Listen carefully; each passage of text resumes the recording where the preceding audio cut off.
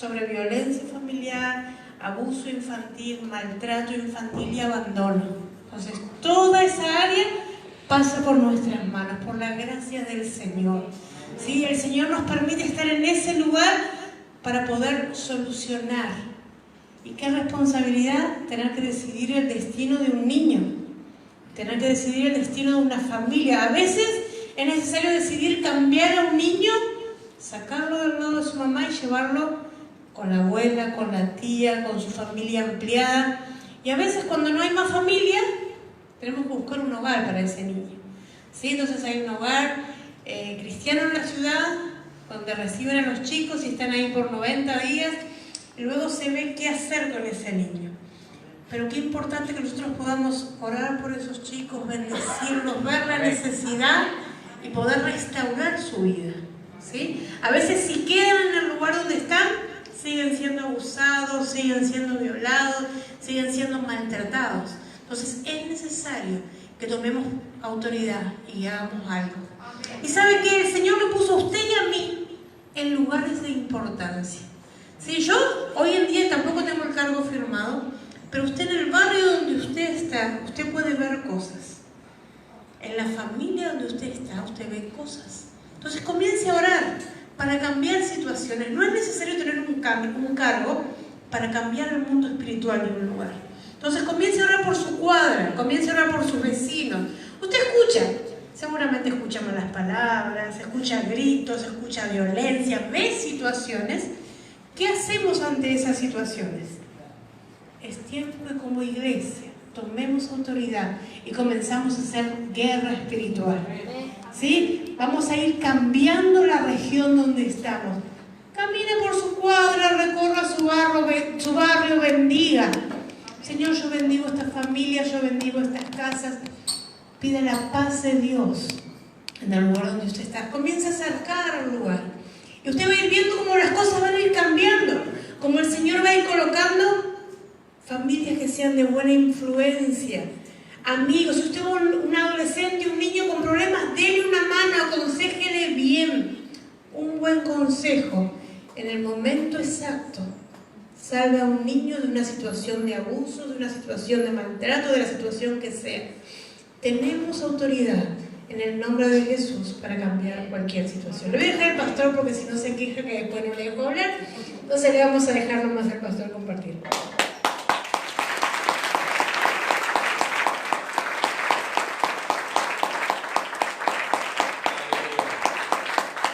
¿Ven por qué no le dejo hablar? Sean todos bienvenidos, Dios les bendiga. La verdad que estamos felices de poder estar nuevamente con ustedes y expectantes de lo que Dios va a hacer. Amén. Amén. Hemos venido a escuchar su palabra, su presencia. Pensaba en varias cosas para decir antes de compartir. Primero que perdón por todo este desorden que estamos haciendo en la casa, pero bueno, estamos más cerca y queremos compartir la palabra desde más cerca, ¿sí? Venimos en la idea de poder contarles y presentarles este último libro que Dios nos ha regalado, que es fruto de nuestro trabajo de Inspira, nuestra escuela para padres, que es una escuela que damos para aquellos que no son cristianos y cristianos en nuestra ciudad, en escuelas públicas. O sea, Dios nos ha regalado la oportunidad de sentar a un grupo maravilloso de gente como ustedes en las escuelas públicas de nuestra ciudad, cosa que por ahí acá en Uruguay no está muy permitido todavía, pero nosotros tenemos ahí, y este año pasaron cerca de unos 300 padres por nuestra escuela, y parte de ese trabajo que venimos desarrollando hace muchos años está condensado en este material que sí está lleno de principios sobre cómo educar a nuestros hijos en la sabiduría. ¿Cuántos son padres aquí?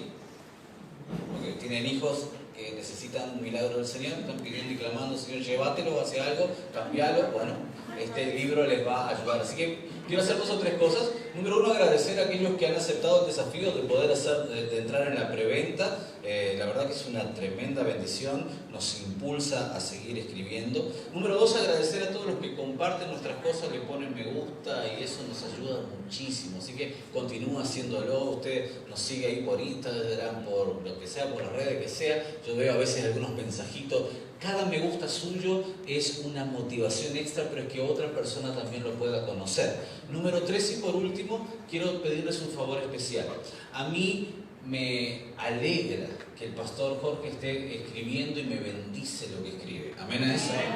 Pero yo quiero pedirle algo, no lo hablé con él todavía, pero se lo quiero pedir. A mí no me gusta, capaz que ni entienda lo que voy a decir, pero usted me va a entender. A mí no me gusta jorgerosanova.wix/blog/ no sé cuánta cosa, porque usted le va a decir a la gente. Usted tiene que leer el blog de mi pastor. ¿Y cómo se llama? jorgerosanova.bla, un chorizo de cosas así. Que se puede reducir diciendo jorgerosanova.com. Diga conmigo, jorgerosanova.com. ¿Es más fácil, sí o no? Sí. Bueno, lamentablemente eso se paga. Ahí está el problema. Y yo quiero desafiar a la iglesia. Que entre en un ayuno, oración o no sé qué, pero que lo paguen porque es bien barato.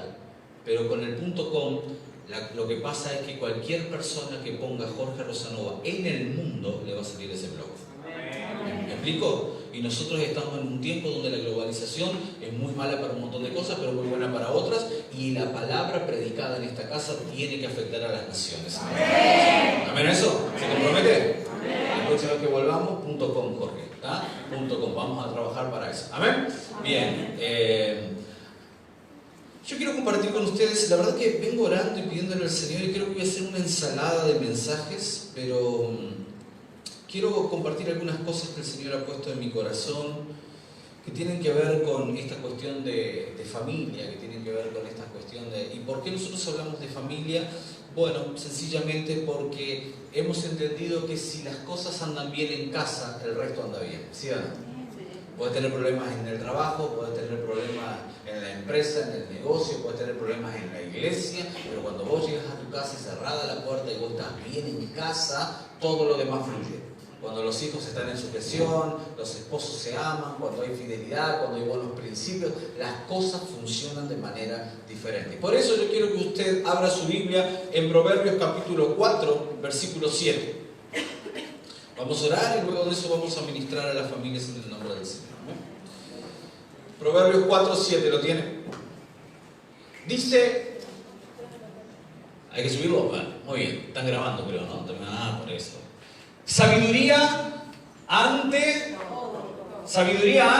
todo. Escuche, la Biblia, la palabra inspirada de Dios, nos enseña, el hombre más sabio sobre la faz de la tierra nos enseña que por encima de la unción, por encima de la prosperidad, por encima de los talentos, los dones, lo que necesitamos como seres humanos es sabiduría. En estos años de servir al Señor yo he visto gente extremadamente ungida perder la unción por falta de sabiduría. He visto gente extremadamente próspera perder su prosperidad por falta de sabiduría. Y he visto gente que no era próspera, pero por causa de la sabiduría han logrado prosperar, han sido ungidos, han sido bendecidos. Así que una vez más la Biblia vuelve a tener razón y ante toda cosa necesitamos tener ese don precioso llamado sabiduría. ¿Cuántos me entienden? Díganme amén. Ahora, yo creo que hay 5 áreas en las que usted tiene que tener sabiduría, y yo solamente voy a hablarles de una hoy por una cuestión de tiempo, pero hay 5 áreas en las que si usted tiene sabiduría en esas áreas, usted va a tener éxito, y el éxito suyo será el éxito de su casa, y el éxito de sus hijos, y el éxito de sus nietos, que es lo que estamos buscando. El primer punto donde tenemos que tener sabiduría es sabiduría en las emociones. Lo hablaba recién el pastor. Hoy se habla tanto de la inteligencia emocional. Pero hermanos, los cristianos, aparte de ser emocionalmente inteligentes, podemos ser sabiamente inteligentes. La sabiduría se define como el arte de saber cómo. Y dígame si no es necesario en estos tiempos saber cómo administrar lo que sentimos. ¿Qué hacer con lo que sentimos? Usted lloraría mucho menos si usted sabe cómo administrar sus sentimientos. Se enojaría mucho menos, se estresaría mucho menos, viviría menos ansioso, menos irritable. ¿Cuántos son a veces irritados? Ahí está, me levanto. Si usted fuera más sabio emocionalmente, usted habría cosas que no las permitiría.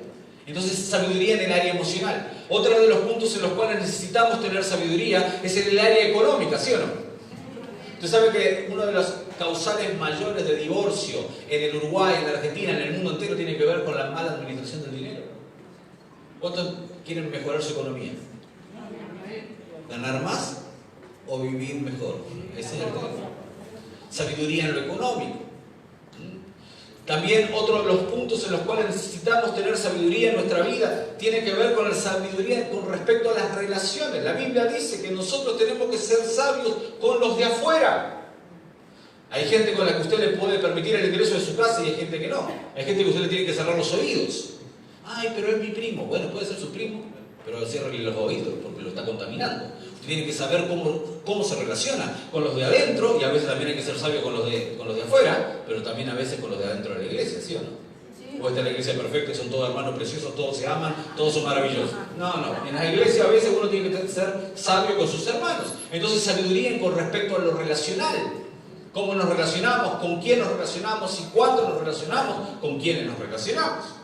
Y entonces otra de las cosas que tenemos que ser sabios es la sabiduría con respecto a lo cronológico. La Biblia dice que tenemos que ser sabios sabiendo administrar bien nuestro tiempo. ¿Amén o no? Porque el tiempo es malo y porque estamos en una época difícil y porque lo leía recién el hermano cuando comenzamos la reunión, estamos en un tiempo donde muchos apostatarán de la fe. Y la Biblia dice que escucharán doctrinas de demonios, entonces tenemos que saber bien cómo manejar nuestro tiempo. Porque también tenemos que entender que Dios nos ha puesto sobre la faz de la tierra con la oportunidad de vivir entre 80 y 90 años, dice la Biblia. 70 y 80 los más robustos. ¿Lo ha leído eso?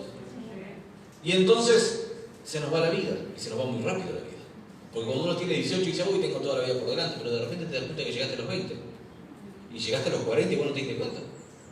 Y hay una crisis, sobre todo los hombres tenemos una crisis a la edad de los 40, que nos creemos que somos de 20, pero el cuerpo dice, la mente dice que llegamos a esa pelota en el fútbol, pero el cuerpo no, ¿sí o no? A ver, los varones que juegan fútbol saben lo que estoy diciendo. La mente dice, sí, voy a trasnochar con mis hijos, pero el cuerpo te abandona a las 12:30 de la noche. Y empezás a hacer como las vírgenes, empezás a cabecear, ¿no?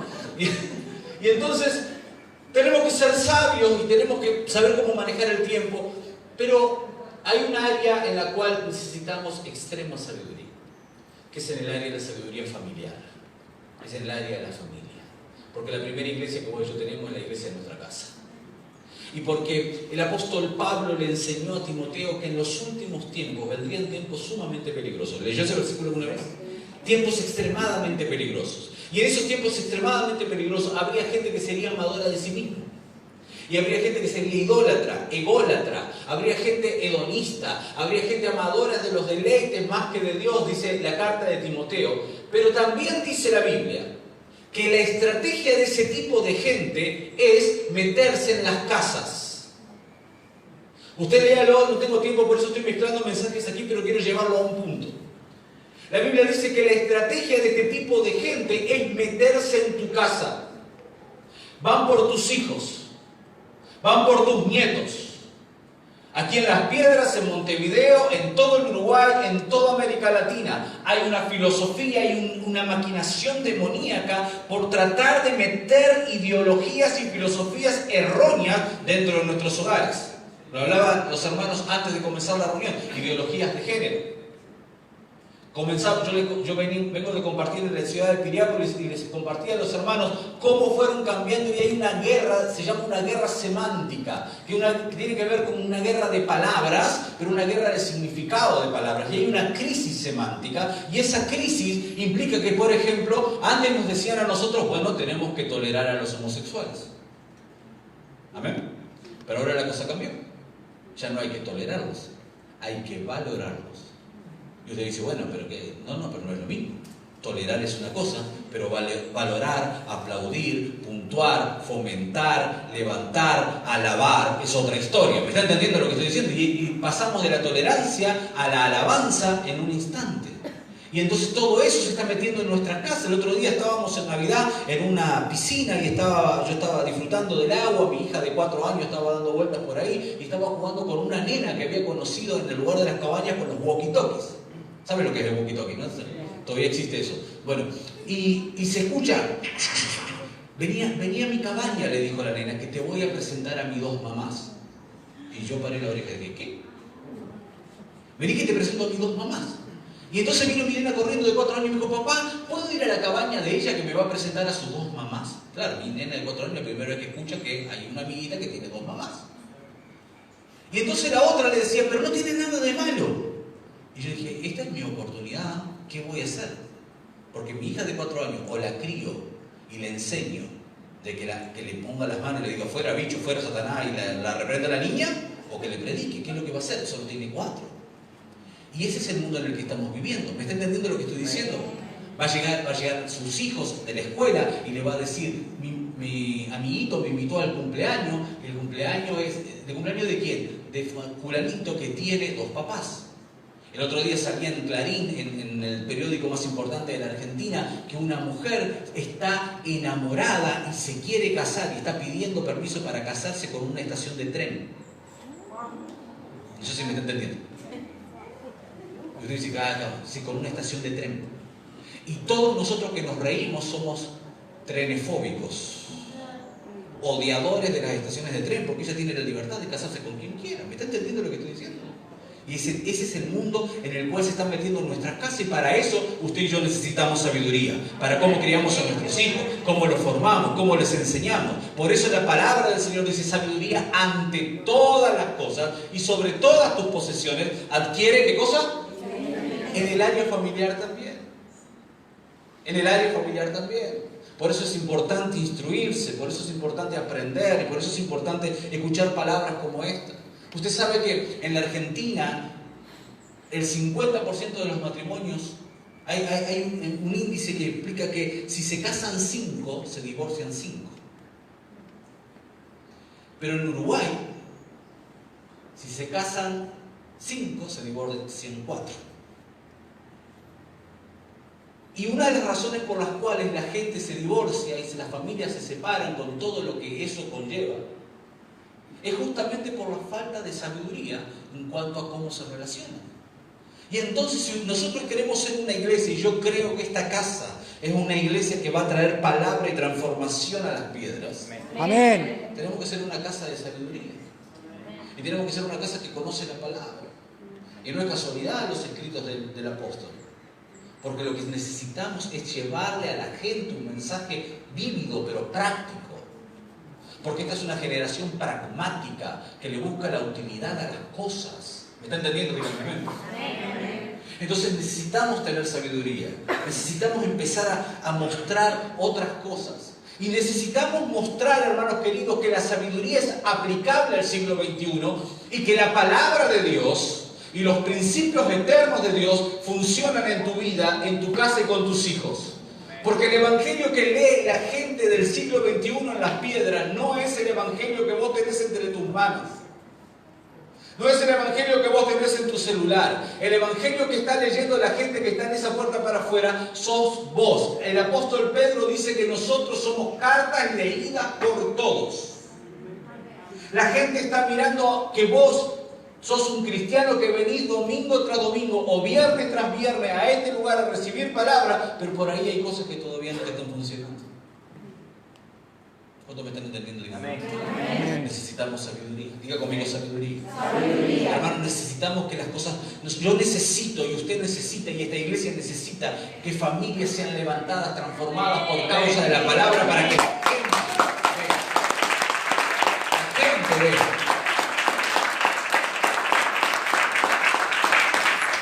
Que vengan los de las piedras y digan, pero si vos no eras aquel que andaba a los tumbos, vos no eras aquel que venías medio rengo, sí, rengo, pero vengo, sigo para adelante. Vos no eras aquel que venía, que estaba, tu hijo no era aquel que borracho o el que estaba metido en las drogas, sí, pero Dios lo levantó.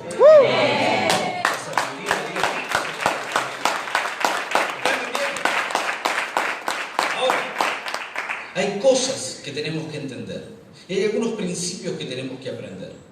Porque hay una única manera de lograr que nuestros hijos... Y pregunto, ¿cuántos quieren que sus hijos sean exitosos? Hay una única manera. Y es la sabiduría. Es pidiéndole a Dios sabiduría. Y la Biblia dice en el libro de Santiago que el Señor la va a dar abundantemente y sin reproche a todos aquellos que se la pidamos. Yo quiero que aprendamos algunos principios aquí. Jueces capítulo 13, versículos 1 al 5. Jueces 13, 1 al 5. Los hijos de Israel,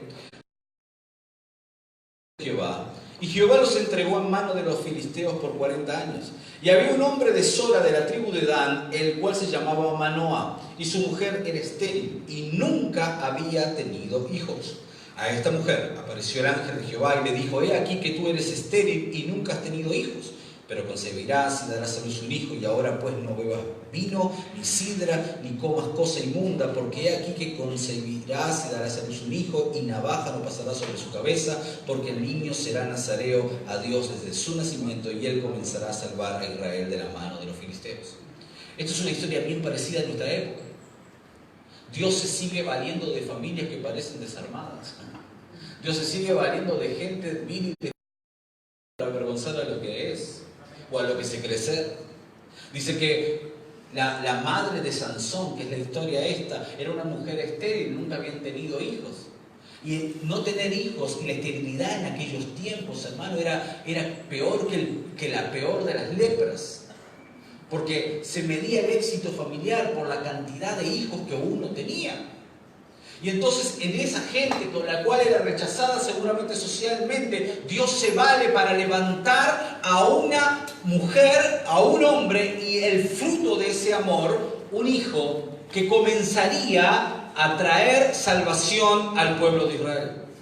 Pero yo quiero que aprendamos algunos principios en esta tarde. Y el primer principio que yo encuentro en este pasaje es que Dios tiene un qué con tu familia. Diga conmigo: Dios tiene un qué con mi familia. La palabra qué en este sentido implica que Dios tiene un propósito con tu familia. Quiero decirte algo: vos no estás casado con ese hombre por casualidad. Vos no estás casada con esa mujer por tantos años por casualidad, y tus hijos no nacieron en tu hogar por casualidad. Esos pibes que son extremadamente rebeldes, ese marido que parece que no quiere nada, aún ese es parte del propósito de Dios. Dios tiene un qué. El problema con nosotros es que nosotros nos unimos en santo y sagrado matrimonio sin entender que nos unimos con un propósito. A ver, los casados, levántame la mano. Si estás casado, hay un propósito. Si tenés hijos, hay un propósito. Yo a veces le pregunto, viene y me dice: pastor, nosotros queremos que usted nos case. Y yo le digo: ¿por qué se quieren casar? Bueno, porque nos amamos. Y yo le digo: bueno, pero esa no es la razón. Eso es algo muy bueno, muy interesante, pero uno se tiene que casar ¿para qué? No ¿por qué? ¿Me está entendiendo lo que estoy diciendo? Hay una diferencia. Los matrimonios exitosos son los que entienden para qué están juntos y no por qué están juntos. Dice: bueno, yo estoy junto con ella porque, bueno, me casé de chico y era mi novia de la juventud y a mí me obligaron y me dijeron: si no te casas te matás. Bueno, ese es el porqué.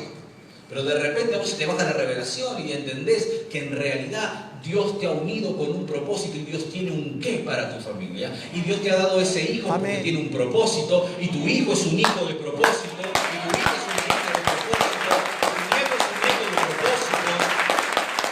Dios tiene un qué.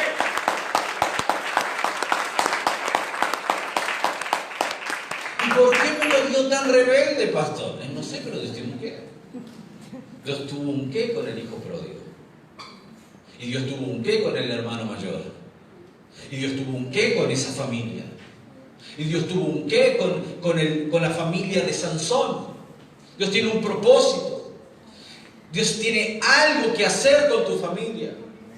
Dios quiere hacer algo en el lugar donde estás y en la iglesia en la que estás con tu familia. La familia es un equipo extraordinario para traer transformación en una sociedad. Dios estableció a Lot para traer transformación a Sodoma y Gomorra. El problema es que Lot tuvo otros pecados y otros problemas y se convirtió en un parásito igual que los habitantes de ahí, porque la Biblia dice en el apóstol Pedro que él se llenó el alma y se abrumó el alma a punto de que se sobrecargó de tal manera que dejó de ser luz y sal. Pero el propósito de Dios por el cual su familia estaba ahí, la familia de Lot estaba en Sodoma y Gomorra, era para traer transformación. La familia es un equipo poderoso. Por eso vos tenés que levantarte a guerrear en el nombre del Señor y creer la palabra que estaba diciendo el apóstol de cadenas, ahí, y quebrarla y pisotearla y hacer que la unción cubra todo. Porque tus hijos tienen que estar contigo, tu esposo tiene que estar contigo. ¿Me estás entendiendo? Uno tiene que lograr guerrear hasta conquistar. Porque hay un qué que se tiene que llevar adelante. Hay un propósito de parte de Dios. El propósito por el cual Manoa y su esposa se unieron, era porque de su vientre saldría el próximo Salvador de Israel. El que comenzaría a salvar a la nación de Israel de uno de los peores momentos. Un hombre llamado Sansón. Ahora, el mismo propósito tiene Dios con nosotros. Y para eso necesitamos nosotros entender que debemos de vivir con sabiduría. Porque nuestros hijos son gente de propósito. La Biblia dice que nuestros hijos son como flechas en la aljaba de Dios. Tienen un norte, tienen una dirección. Nosotros le enseñamos en la escuela para padres a los padres que nos escuchan. Hay gente que está orando, y yo no sé si usted lo está haciendo, pero arrepiéntase si lo está haciendo. Usted está orando para que pase el periodo de la adolescencia. Ay, que pase este momento, ya que madure de una vez. Y nos perdemos la etapa preciosa de la adolescencia para formar valores y principios que no se olvidarán nunca más en nuestros hijos. ¿Me está entendiendo lo que estoy diciendo? Y entonces, hermanos, necesitamos tener sabiduría porque somos familias de propósito, somos gente de propósito. Y mire, déjeme enseñarle algo. Ese propósito que Dios tiene con tu familia, ese propósito que Dios tiene con tu hijo, siempre será revelado a los padres. Ese propósito que Dios tiene con tus hijos se lo va a revelar a los padres. Y se lo voy a mostrar en la Biblia. Hay un caso extraordinario. Se lo voy a parafrasear rápido para que usted lo vea. ¿Se acuerda cuando Elizabeth, la madre de Juan el Bautista, dio a luz? Dice que el ángel se le apareció y Zacarías, su padre, que era un mudo. ¿Recuerda ese pasaje? Los que son conocedores de la Biblia. Y ahí dice la Biblia que cuando lo fueron a presentar al niño, vinieron los amigos. Vino la gente de afuera. Y le dijeron a Elizabeth, ¡ay, seguro qué lindo gurí que te salió! Se va a llamar Zacarías, seguro, ¿no? Y Elizabeth dijo, no, se va a llamar Juan. No, como Juan. No hay ningún familiar tuyo que se llame Juan. ¿Qué es Juan? Juan, un nombre re común. Se va a llamar Juan. Porque Zacarías el profeta no iba a ser. Zacarías el Bautista tampoco quedaba bien. Así que Juan el Bautista andaba mejor. Y entonces vinieron y dijeron, no puede ser, esta mujer está loca. Y fueron a Zacarías y le dijeron, Zacarías, ¿cómo se va a llamar tu hijo? Y Zacarías le enseña, le dijo, denme algo para escribir. Y escribió y su nombre fue Juan. Y acá viene la revelación. Solo los padres conocen el destino profético de sus hijos. Y la gente de afuera siempre le va a poner etiquetas incorrectas. La gente de afuera solo va a decir, ay, viste, ya vino el hijo de la hermana, qué gurí, más desobediente, desubicado. Y lo empiezan a etiquetar, ¿sí o no? Ahí viene el revoltoso ese, maleducado. Pero solamente usted sabe que ese es un chico con propósito. Solamente usted sabe que es un chico con destino profético. Solamente usted sabe que tiene algo que Dios va a hacer. Como dijo Claudio. ¿Me está entendiendo? Y el tema es que si su hijo tiene un propósito, usted tiene que hacer como Manoa. A Manoa se le volaron las ideas. Manoa, cuando escuchó que este comenzará a salvar a Israel, corrió y le dijo, si se te aparece de vuelta el ángel de Jehová, te pido por favor ven y avísame. Y estaba la mujer de Manoa otra vez en el campo. Y acá viene otro principio poderoso. Yo no sé por qué razón, pero pasa más de una vez que grandes revelaciones del Espíritu vienen a las madres. Así que no es para que nos arranquemos con el feminismo, pero mujeres, ustedes son mujeres de revelación. Y Dios se le empieza a revelar, le empieza a hablar, y le empieza a soltar cosas sobre sus hijos, sobre su familia, sobre su esposo. Y volvió por segunda vez el ángel. Y el ángel le dijo, escúchame, te voy a decir una cosa, lo que vas a tener en tu vientre, ese muchacho comenzará a salvar a Israel. Por lo tanto, hay cosas que vos podés hacer y hay cosas que vos no podés hacer. Diga conmigo, sabiduría. Hay cosas que podés hacer y cosas que no podés hacer. Hay formas que lo vas a tener que criar distinto. ¿Cuántos quieren tener hijos profetas? Amén. Hijos predicadores. Amén. Siervos del Señor. Así conmigo, hay cosas que podés hacer y hay cosas que no podés hacer. ¿Me está entendiendo lo que estoy diciendo? Vino el ángel y le dijo, vos ni se te ocurra tomar vino ni sidra. Y no se te ocurra hacerte el corte rapadito. ¿Viste que los bebés los rapamos todo? ¡Ay, qué lindo que queda! A este no me le cortes el pelo, dijo la mujer. Porque este va a ser nazareo. ¿Me entendés que no es un hijo normal? No es cualquier cosa, es alguien que tiene destino. Es alguien que tiene propósito. A este me dejás que le crezca el pelo. Porque ahí va a estar la fuerza y ahí va a estar el secreto. Y todos conocemos la historia de Sansón, ¿sí o no? El día que le cortaron el pelo perdió la unción. Gloria a Dios que yo no tengo la misma unción que Sansón. Cada uno con su secreto. Pero le dijo, ni se te ocurra tomarte un trago de vino y no me vengas con que el 24 vamos a brindar con los tíos, porque no, vos no. Hay cosas que podés hacer y hay cosas que no podés hacer. Eso se llama sabiduría. ¿Me está entendiendo lo que estoy diciendo? Usted no puede criar a sus hijos de la misma manera que crían su vecino a los suyos, porque su hijo es alguien destinadamente a ser un siervo del Señor.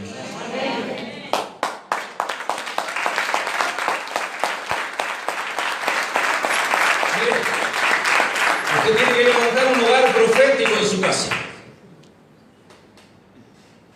Le dije que estoy mezclando mensajes, pero déjeme ir por ahí.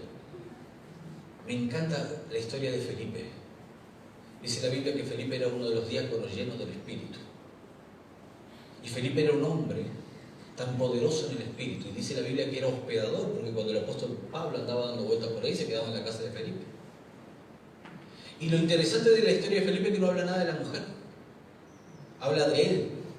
Pero dice que Felipe tenía 4 hijas que eran doncellas, vírgenes, puras. Pero las 4 eran profetisas. Felipe levantó en su casa un hogar profético. Y los historiadores dicen que la gente hacía largos kilómetros y largas horas para ir a la casa de Felipe para que las hijas de Felipe le profetizasen. ¿Cuántos quieren eso con sus hijos? Vieron que a veces uno va a algunas casas y le dice a los chicos, anda que vino el hermano, y lo quieren esconder, ¿no? Están como Rapunzel, lo quieren meter allá arriba en el... Yo tengo familias en mi iglesia que a sus hijas le tienen miedo a sus hijas y no quieren que ninguno de nosotros vayamos porque no vaya a ser que sus hijas le salgan con alguna cosa media rara. Yo nunca me voy a olvidar, fui a visitar a unos hermanos una vez y estaba ahí el padre y le dijo a las nenitas, 4 y 5 años, le dijo, ay, vino el pastor, ¿por qué no van allá al fondo y cantan alabanzas? Y las nenas le miraron y le dijeron, ¿cantamos qué? Tenían ni idea de lo que era alabanza, ¿no? Pero él quería quedar bien delante del pastor. Felipe no era así. Felipe formaba un hogar profético en su casa. Claro, Felipe lo formaba de una manera... ¿Cuántos conocen el libro de los Hechos? La Biblia dice que Felipe un día se le hacía tarde para venir a la gracia de Dios.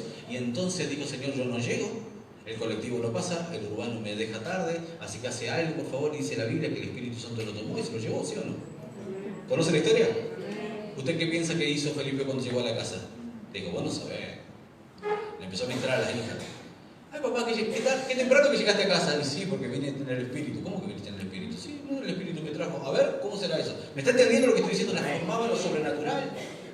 Les enseñaba así. Eso se llama sabiduría. Si usted quiere levantar un hogar profético, va a tener que ser un hombre y una mujer del Espíritu para enseñarle a sus hijos que el poder de Dios es actual, es tangible, es poderoso y es transformador.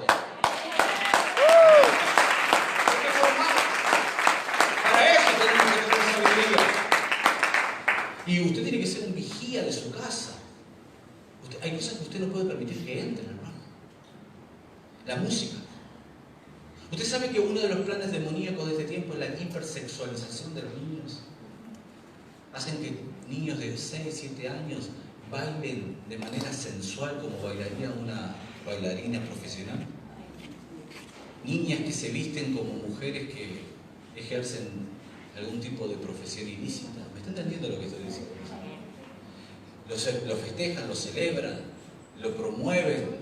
Eso es parte de un plan maquiavélico llamado hipersexualización. Y entonces nosotros necesitamos empezar a ser vigiladores, y eso también se trata de ser más sabios.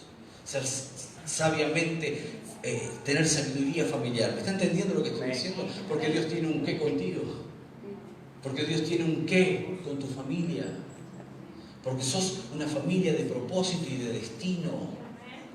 Y aunque vos me digas, bueno, pero yo soy más como la familia del hijo pródigo, soy como el padre que espera que algún día vuelva a la casa, pero acordate que aún la familia del hijo pródigo, en un momento el Espíritu de Dios tocó a aquel muchacho, volvió en sí, dice la Biblia, y volvió a la casa del padre y se convirtió en una leyenda para todos nosotros.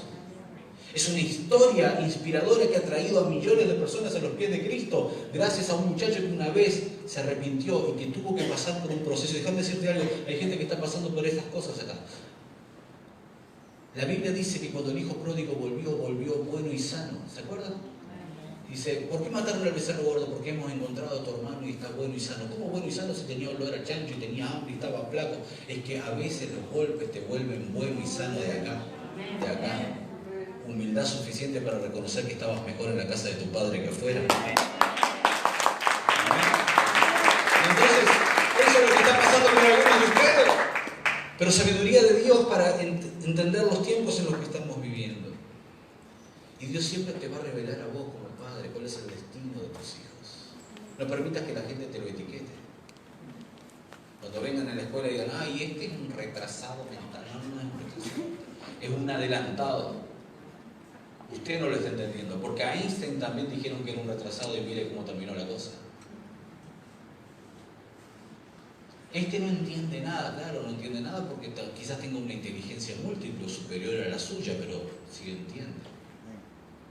Ah, pero este es el drogadicto del barrio. Sí, hoy es el drogadicto del barrio, pero Dios me lo ha llamado como predicador y lo está ensuciando bien y lo está embarrando bien en el barro para que mañana pueda dar testimonio de lo que estaban embarrados.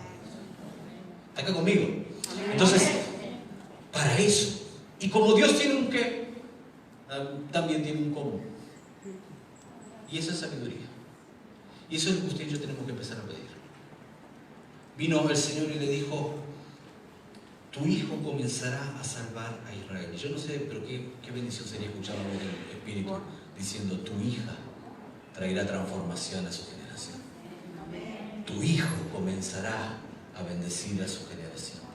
Con tu hijo comenzaré algo extraordinario. Necesitamos un nuevo avivamiento. Necesitamos que esta generación vuelva a los pies de Cristo. Que venga el Espíritu de Dios esta noche a decirte, con tu hijo comenzaré una revolución en las piedras. Con tu hijo comenzaré una revolución. ¿Sabes? Como Dios tiene un qué, tiene un cómo. Y cuando Manoa escuchó eso, lo primero que hizo fue, miren, se lo voy a mostrar. Jueces capítulo 13, versículo 11 al 12. Y se levantó Manoa y siguió a su mujer y vino al varón y le dijo, ¿eres tú aquel varón que habló a la mujer? Y él dijo, yo soy. Entonces Manoa dijo, cuando tus palabras se cumplan, ¿cómo debe ser la manera de vivir del niño? ¿Y qué debemos hacer con él? No sé si usted me está entendiendo, pero Manoa fue un padre imperfecto. Manoa fue un hombre. ¿Sabe qué significa un padre imperfecto? Un padre que dice, yo no me las sé todas, estoy aprendiendo, necesito instrucción, necesito palabra, necesito consejo, necesito escuchar la sabiduría de Dios, porque si este comenzará a traer transformación a las piedras, decime cómo lo educo, cómo lo formo. Y hay gente adulta que seguramente tiene nietos, va para los nietos también. ¿Cómo lo formo? ¿Cómo lo educo? ¿Cómo lo ministro? ¿Cómo lo levanto un profeta? Porque no te lo va a levantar un profeta la iglesia. La iglesia tiene que fomentar ese ministerio, la iglesia tiene que capacitar ese ministerio, pero la formación integral está en la casa. Y en la casa no le enseñamos solamente algunos valores, le enseñamos todo. Tu hijo tiene que aprender a orar en tu casa porque te vea a vos orando. Tu hijo tiene que aprender a ayunar en tu casa porque te vea a vos ayunando. Tu hijo tiene que aprender a orar en el Espíritu a vos. Tu hija tiene que aprender, como aprendían las hijas de Felipe, a vivir en lo sobrenatural porque te veían a vos. Ahora, si a vos te tienen que traer a la iglesia con una pistola en el medio de la cabeza porque si no te congrega, tu mujer te deja, entonces estamos en problema. Yo sé que esto no pasa acá, pero le cuento lo que me pasa en mi iglesia, ¿no? Hay varones que vienen así, yo nunca vi porque, no entendía por qué venían así, claro, la mujer venía atrás y dice, dale, vamos. Si tu hijo entiende que para vos el fútbol es más importante que la iglesia, entonces nunca jamás será un ungido de Jehová. Nosotros le queremos hacer el trabajo difícil a Dios. No le damos ningún ejemplo, no le mostramos absolutamente nada y esperamos que Dios venga y me lo recauchute, ¿no? Que me lo levante como santo y profeta. estábamos en Piriápolis ayer y antes de ayer, y vino un hombre, yo llegué temprano a la iglesia y estaba el hombre parado ahí, me dijo, ¿qué tal, pastor? Mucho gusto, yo he visto algunas cosas que usted hace, que yo, me empezó a hablar y me dijo, yo estuve predicando en Madrid, y estuve acá, y me empezó a hablar y dije, Dios mío, lo voy a dejar predicar a él, porque tiene más currículum que yo. Y me pareció una gente. Y entonces me contaba todas las cosas tremendas que había hecho, y entonces cuando yo terminé de predicar, hicimos un llamado a la administración y pasó la esposa. Y le digo, hermana, ¿por qué quiere que oremos? Y la esposa me dijo, mi hijo está preso. Y dije, ¿y qué pasa con todo el conocimiento del Padre? ¿Qué pasó con todo lo que vos me estabas hablando? Todo el alarde que me habías hecho de tu conocimiento, si nunca te funcionó, tu hijo está preso. ¿Me está entendiendo lo que estoy diciendo? Algo hiciste mal. Entonces, esto es lo que Manoah dijo, Señor, si vos lo vas a levantar como un tremendo hombre, entonces decime, ¿cómo lo tengo que criar? Y mire, cuando usted estudia sobre familia, hay muchas formas de crianza de un hijo, hay muchas formas, hoy hay muchos estilos de familia, muchas formas de crianza, pero yo quiero mostrarles solamente uno, el ejemplo de Dios, el modelo del Señor. No existe mayor modelo que el discipulado. El padre presente, caminando al lado y mostrando con el ejemplo las cosas. Manoah entendió que su hijo iba a ser especial y por eso él necesitaba sabiduría. Yo no sé si usted está creyendo esta palabra, pero mis hijas van a ser especiales. Mis hijas van a ser de bendición. Yo tengo que saber cómo. Mi matrimonio va a ser de bendición. Yo tengo que saber cómo. Yo no vengo de un hogar muy bien constituido. Yo no vengo de una casa de papá y mamá juntos. Mi padre se fue cuando yo tenía 5 años. Mi mamá cometió serios errores que dañaron nuestra relación con mis hermanas y entre nosotros. Pero en el momento que yo conocí a Cristo, algo empezó a pasar, a tal punto de que yo tomé la decisión de que a partir de nosotros en adelante las cosas iban a cambiar. Y como yo no recibí de atrás la formación, la tengo que buscar arriba. ¿Me está entendiendo? Usted no puede excusarse más de que usted no tuvo una buena familia. Yo vengo a decirle hoy que usted tiene un padre que nunca se ha equivocado, que tiene que mirar para arriba. Levante la mano y mire cómo Manoah. ¿Cómo lo hago, Señor? Eso se llama humildad. Y la humildad trae sabiduría. Amén. La humildad siempre traerá sabiduría. Es lo que estamos precisando, hermanos. Yo podría hablarle de unción, podría hablarle de lo sobrenatural, podría hablarle de todas las cosas, pero ¿sabe que yo estoy cansado de ir a lugares o conversar con personas que las ministramos, reciben, se les imparte, se van llenos del Espíritu, pero a 2 cuadras pierden todo lo que recibieron por falta de sabiduría? Hijos que no quieren saber absolutamente nada con la iglesia por falta de sabiduría de sus padres. Necesitamos formar una iglesia que se maneje en los principios eternos de la palabra del Señor y que tengan sabiduría familiar ante todas las cosas. A usted le puede faltar todo, pero si no le falta sabiduría, usted tendrá todo de vuelta. Usted se volverá a levantar. Y sabe, hay cosas que tenemos que saber cómo lo formamos. Yo no sé, y quiero preguntarle, ¿cuántos de ustedes quieren formar sus hijos con éxito, para que tengan éxito en la vida? Usted lo tiene que formar para el futuro y no para el pasado. Nosotros somos formadores en nuestra generación para el pasado. Le decimos, yo en mi época se hacían las cosas así. Cuando yo tenía tu edad, se hacían las cosas así. Cuando yo era chico, ¿cuántos dicen eso? Levántenme la mano. Nadie, ahora nadie. Todos nosotros decimos, yo cuando tenía tu edad, mi mamá.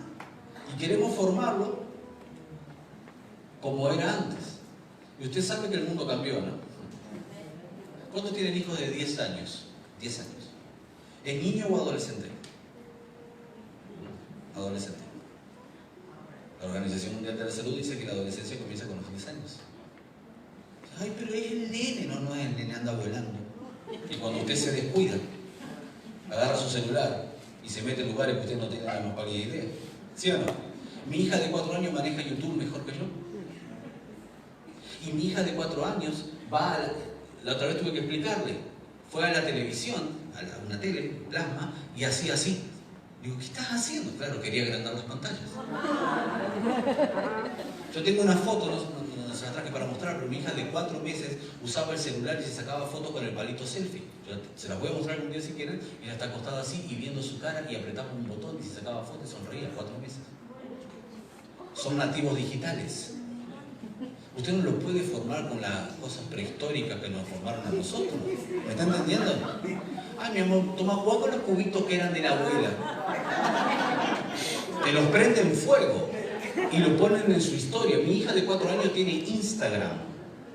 Yo dice, ay, pastor, ¿cómo va a tener Instagram? Claro que tiene Instagram. Yo necesito formarla en las redes. Tengo que enseñarle, educarle, corregirle, saber qué va. Se lo maneja su hermana que tiene casi 20, pero mi hija está ahí. Y yo sueño con que mi hija de 4 sea una influencer. Porque hay una generación distinta. ¿Me está entendiendo lo que estoy diciendo? Nos tenemos que formar para el futuro. Hay una estadística que dice que las empresas, ya actualmente, pero las empresas del futuro van a aplaudir y van a tener capacidad de improvisación. ¿Me está entendiendo? Hoy hay empresas como Google que, por ejemplo, yo quisiera trabajar ahí, pero hay empresas como Google que le hacen trabajar 2 horas y le dicen, tómese una siesta. Gloria, ¿cuánto quieren un trabajo como ese? Dígame la mano. 2 horitas, siesta. ¿Pero por qué? Porque ellos entienden que luego de la siesta viene ese renuevo y ese proceso creativo. ¿Saben qué hacemos? Nosotros le enseñamos en la escuela para padres a los padres de que tenemos una psicóloga que trabaja con nosotros y ella les enseña que el aburrimiento, y escucha esto para padres que tienen hijos chicos, el aburrimiento es la madre de la creatividad. Porque cuando nos aburrimos nos volvemos creativos, ¿sí o no? ¿Se acuerdan cuando usted era chico? Se aburría y ¿qué hacía? Agarraba 2 palitos y ¿sí o no? Y las cajitas de cartón eran aviones y... ¿sí o no? ¿No era así? Bueno, ¿qué hacemos nosotros? Ay, el nene está aburrido, toma el celular mismo. Tenemos miedo a que se aburran porque nos va a hacer un desastre en la casa. Déjenlo que se aburra porque el aburrimiento vendrá la creatividad y la creatividad los formará para el éxito en el futuro. Usted tiene que tener sabiduría para cómo lo trata, cómo lo educa, cómo lo forma. El otro día estaba enseñando sobre estas cosas en una escuela y se levantó un tipo, un hombre, y me dijo, yo no soy pastor allá, ahí yo soy el director de la escuela, entonces me dijo, sí, pero la Biblia dijo, y sacó la Biblia como que yo nunca la había leído, ¿no? Y dijo, la Biblia dice que hay que castigar al hijo con vara. Y yo dije, listo. Estaba lleno de padres en una escuela y había maestras que hacían, sí, amén, gloria a Dios. Ni cristianos eran, pero se convirtieron de vuelta con ese versículo solo. Y querían darle a los hijos ajenos, aparte. Y entonces yo le dije, le voy a enseñar ese versículo. Digo, ¿cuántos de ustedes han plantado alguna vez algo? Todos levantaron la mano. Entonces le digo, ¿qué pasa cuando el tallo o el tronco se dobla? Uno le pone una vara al lado, eso se llama un tutor. La vara que la Biblia dice no es para pegar, la vara que uno dice es para poner derechito. La Biblia nunca se equivoca porque Dios no está a favor de la violencia. Y usted me puede decir, ay, bueno, pero a mí me educaron golpeándome. Sí, pero la generación cambió y como lo dijo el hermano al principio, hoy su vecino lo vea usted golpeando a su hijo, lo denuncia y usted termina preso. Y así son las leyes. ¿Me está entendiendo lo que estoy diciendo? Así que enderécelo y la vara derecha es usted. No el pastor. Perdón, eso no tenía que haberlo dicho. Pero la vara derecha somos los padres. No, porque a veces viene la gente, a mí me pasa en la oficina y me dice, pastor, acá le traigo al nene, enderécemelo. Y yo tengo ganas de decirle, enderécelo usted que lo estropeó durante 15 años y espera que yo en 2 sesiones lo enderece. Quiero orarle a usted, no al hijo. ¿Me está entendiendo? Para eso, diga conmigo, necesitamos sabiduría. Sabiduría. Acá está todo. Acá está todo. Acá está todo.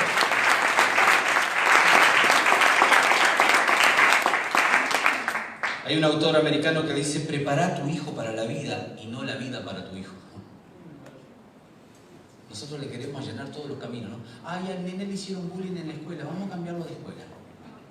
Ay, le hicieron bullying en esta escuela, también vamos a cambiarlo a otra escuela. Y ahí los nenes andan recorriendo escuela por escuela. Ay, pero hay que cuidarle que... Mire, déjeme decirle algo. Cuando le terminen de hacer bullying en la escuela, le harán bullying en el trabajo. Y algunos pobres también tendrán bullying dentro de la casa, con otros nombres. Entonces, en vez de andar socorriéndole porque está sufriendo violencia, enséñele cómo resolver los conflictos. Y ese chico sabrá cómo resolver los conflictos en esa escuela, en el liceo, en la universidad, en la familia, en el trabajo, y las empresas lo contratarán porque sabrá cómo resolver los conflictos personales y los de los otros, y eso es un valor agregado. Amén. Sabiduría.